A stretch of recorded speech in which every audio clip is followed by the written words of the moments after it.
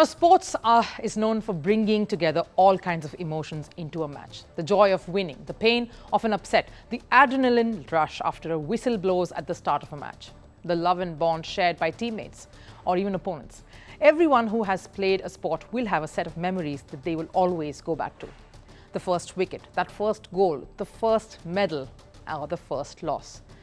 But there is one emotion that we haven't mentioned yet, though it is also tied to sports: the shock and sorrow of death. And in sport, just like the trials and tribulations of life, the loss of life is not uncommon to sports. And that just shows how risky this lifestyle is. Athletes already have short-lived sporting careers because sports takes a massive toll on the body and the mind, and sometimes it goes even further, especially when the actions of players themselves claim the lives of another. Obviously, no way that's the outcome anyone wants, but sometimes the sporting gods have made up their minds.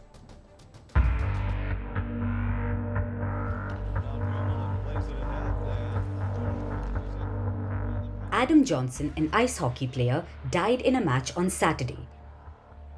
Johnson suffered a freak accident while repping the English club Nottingham Panthers.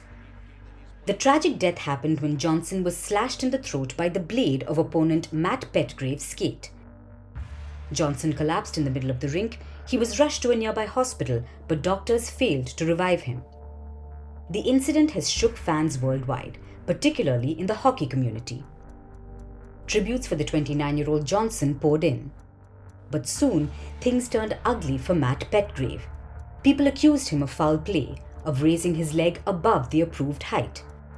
Some have even called for the arrest of Petgrave, calling it a homicide.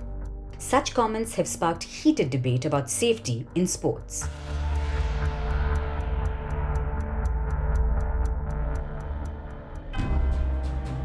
On the 25th of November in 2014, another unforeseen death rocked the world of cricket. Phillip Hughes was a cricketer from Australia who died while playing the game. During a domestic match, Hughes was at the crease and was batting at 63.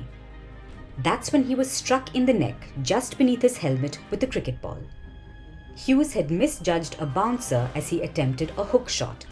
Despite wearing a helmet, Hughes was struck in an unprotected area next to the back of the ear.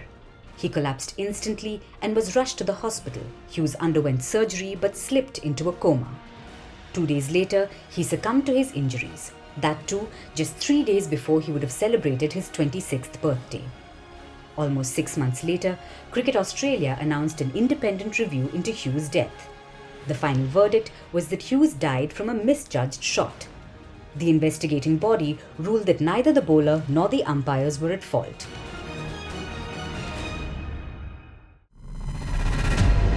The 5th of December 2004 was a fateful day for football fans.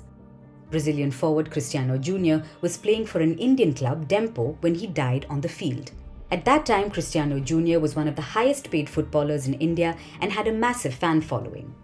During the finals of a domestic league match, Junior collided with the opponent team Mohan Bagan's goalkeeper Subroto Pal. The Brazilian staggered away after the collision and collapsed on the field. Attempts to revive him were unsuccessful. He was rushed to a nearby hospital but was declared dead on arrival. After the match, a case was filed against the goalkeeper for negligence, and Subroto Pal was suspended for 2 months. In honor and memory of Cristiano Junior, his club Dempo retired his jersey forever.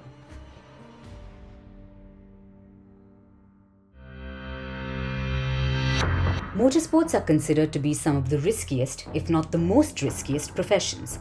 And one of the most terrifying motor rally accidents was seen on the 18th of February in 2001. During a Daytona 500 NASCAR race, Dale Earnhardt lost his life after being involved in a 3-car crash.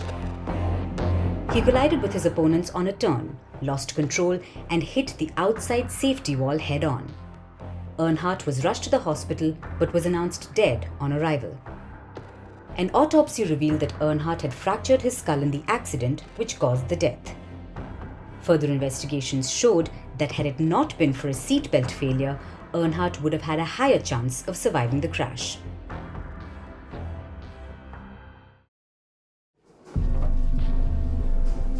One of the more prominent racing accidents involves legendary Formula One driver Ayrton Senna. During the 1994 San Marino Grand Prix, Senna sped through a corner lap and ended up losing control of the wheel. He crashed into a concrete wall at a speed of over 200 kilometers per hour. Within 2 minutes of the crash, Senna was removed from the wreckage and rushed to a hospital. Doctors tried their best, but he succumbed to his injuries and was declared dead. In honor of his death, the government of Brazil announced a day of mourning. Over 500,000 people flocked to see his funeral procession. Senna's death had left a deep impact not just on the racing community, but the sporting world too. Sports are dangerous, and the players know it. Not only have many athletes lost their lives to sports, but many more have been left with brain damages, partial paralysis, broken spinal cords, and severe career-ending injuries. And yet, sportspersons continue to choose such a lifestyle out of pure passion for the sport itself, which is one of the biggest reasons why society has so much respect for athletes. Because players and athletes are people who give up the comfort of a cushy, comfortable job to do what they love, so that they can make their country, their families, and their fans proud. It's the dream of every cricketer, the ultimate glory. Few manage to keep their date with destiny, but for many, it's been heartbreaks and a cross to bear. The Holy Grail is here in India. I'm Rupha Ramani, and Firstpost brings you the ringside view. We bring you the Cup of Dreams, Cricket World Cup coverage like never before.